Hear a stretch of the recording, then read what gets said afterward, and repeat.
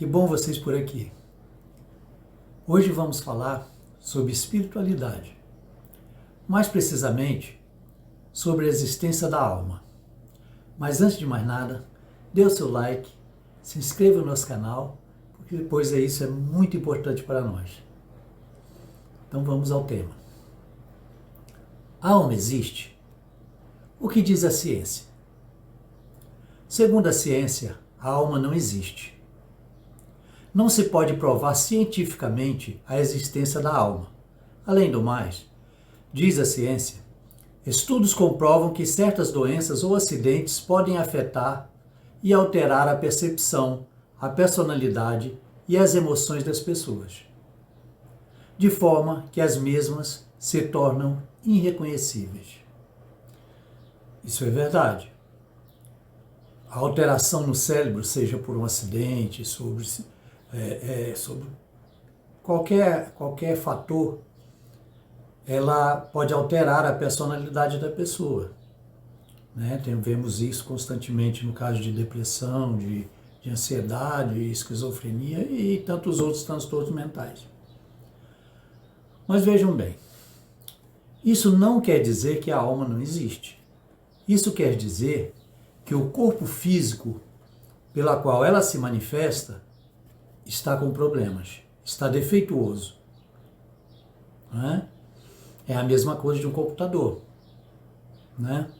Então, se você tem um problema na memória do computador, ou algum problema físico no hard disk, ou qualquer outra parte importante do computador, ele começa a falhar, começa a ter problemas. Isso não quer dizer que não existe um operador, que o operador do computador deixou de existir. Isso existe, o que acontece é que a comunicação entre o operador e a máquina está com problemas. Mas vamos prosseguir. Em primeiro lugar, a ciência já falhou inúmeras vezes, como, por exemplo, na questão da suposta superioridade racial, em que se considerava que uma raça era superior à outra, era melhor do que a outra, e isso, evidentemente, foi provado que não existe. Sobre a tendência também de uma pessoa para o crime, baseada em aspectos físicos e tantos outros erros grosseiros. A ciência é falha porque os que a criaram são imperfeitos.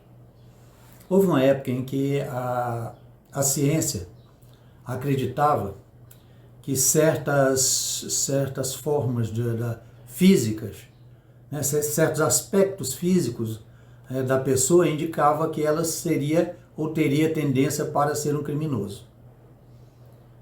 Provou isso, na época era uma certeza científica, comprovou-se que isso é falso, Isso não existe.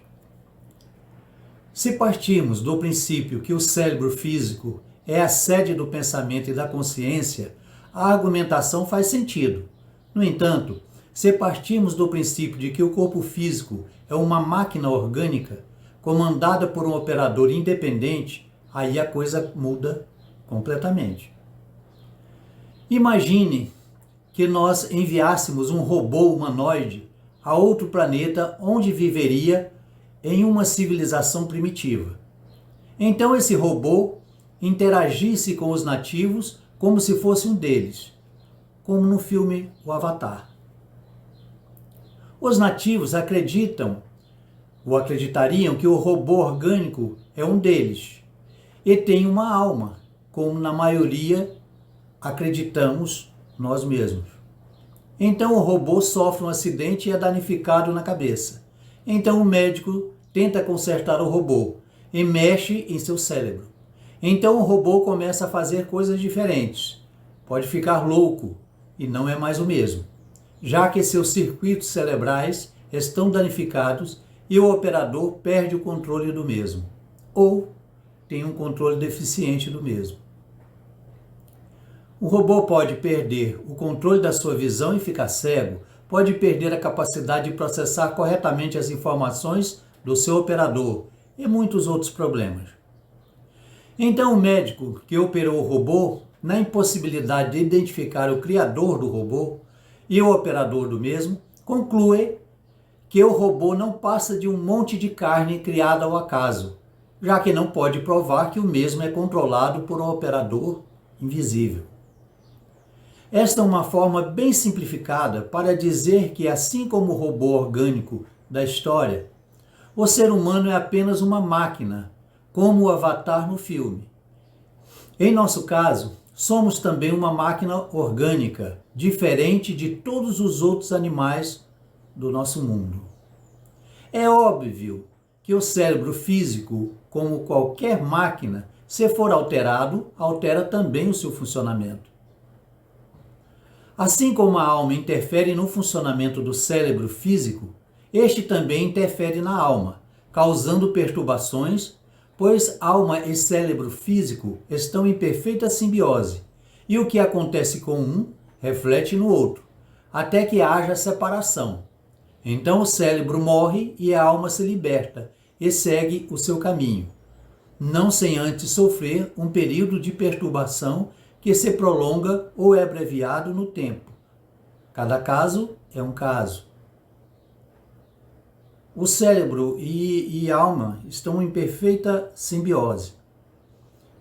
Então, quando o corpo morre, o corpo físico morre, que é o corpo completamente material, a alma, que é energia, se liberta. A energia não pode ser destruída, como está comprovado cientificamente. No caso, a alma é uma energia consciente. Mas vamos prosseguir.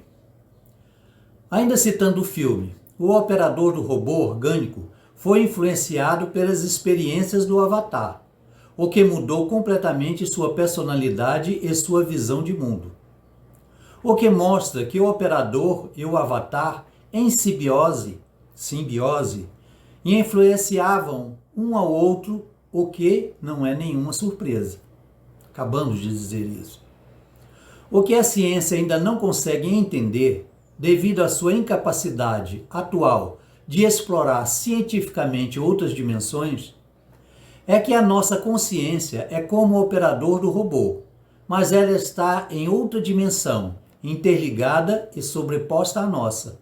Por isso, não pode ser estudada diretamente em um laboratório. A ciência já admite a existência de outras dimensões. Mas ela não colocou as dimensões em um laboratório, não estudou essas dimensões para chegar a essa conclusão. Ela chegou a essa conclusão através de evidências. No caso em que o corpo falha e morre, a consciência se liberta de sua prisão e consegue perceber conscientemente a dimensão espiritual. Mas quando o corpo é ressuscitado, ela volta de forma brusca ao cérebro e, em muitas ocasiões, permanece a recordação, embora confusa e cheia de simbolismo. O cérebro tem dificuldade para reter conscientemente informações e experiências que a consciência da alma experienciou fora do corpo. Então ele processa essas informações de forma mais ou menos lúcidas e coerentes. No entanto, relatos de acontecimentos fora do local em que o corpo se encontra, no hospital, no caso, prova que a consciência é independente do corpo e sobrevive ao mesmo. No caso de relatos de EQM, ou seja, experiência quase-morte, muitas vezes a pessoa relata acontecimentos, coisas que acontecem, o que os médicos falaram, e até acontecimentos em outros locais do hospital, que seria impossível para ela saber. Até porque, além dela não poder estar em dois locais ao mesmo tempo, ela ainda está sedada. Então ela não teria como ter esse conhecimento. Mas no caso, por exemplo, da quase-morte, o corpo morto, ele liberta a consciência provisoriamente. Libertada, ela tem consciência plena do mundo espiritual. Então, o corpo é ressuscitado e ela volta bruscamente para o corpo. Ela assume bruscamente o controle do cérebro e consegue muitas vezes lembrar de alguns acontecimentos da vida espiritual, algumas experiências que ela teve na vida espiritual. Esses acontecimentos ainda assim não são muito nítidos, né? Porque o cérebro tem dificuldade de processar as experiências que a mente teve fora do corpo. Então, quando a mente vem, ele procura simbolizar algumas coisas, né? Ele não volta com aquela clareza que, no caso, a alma teve na sua experiência extracorporal. Agora, eu não acredito que o mau funcionamento do cérebro descarta a possibilidade de que existe uma alma. A crença na alma é inerente ao ser humano. Sempre acreditamos nisso. Não existe cultura, por mais primitiva e isolada que seja, que não acredite na existência da alma. A própria ciência diz que a impossibilidade de provar que algo existe não é por si mesmo uma prova da sua inexistência. Devemos acreditar na ciência, mas devemos ter em mente que a ciência não é infalível. E à medida que avança, ela revê conceitos e verdades que antes eram inquestionáveis. Acreditem na ciência, ela pode salvar nossas vidas e nos ajudar muito, mas não a transformem em um Deus infalível. A ciência é uma criação humana, ela não sabe de tudo e, portanto, não é infalível. Uma verdade científica hoje pode não ser amanhã. Não é verdade? Eu vou deixar aqui para vocês um link aqui na descrição do vídeo e que prova que a ciência falha, né? Tem suas falhas. São 10 provas, esse link aqui de uma matéria em que por 10 vezes a ciência passou vergonha, né? Que suas teorias, suas conclusões foram completamente refutadas. Não estou fazendo aqui uma campanha contra a ciência, não. A espiritualidade não descarta a ciência. Eu, na minha opinião, uma complementa a outra.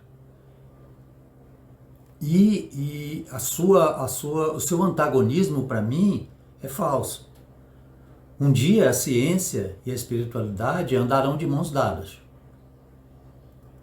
Isso vai acontecer por quê? Porque a verdade é só uma, então a consequência é que elas vão se unir, né? Que serão uma só, ciência e espiritualidade. Então, estou deixando aqui na descrição do vídeo esta matéria. E por aqui terminamos por hoje. Fiquem com Deus, que Deus abençoe a todos e até uma próxima oportunidade, se Deus assim o permitir. Namastê e tchau!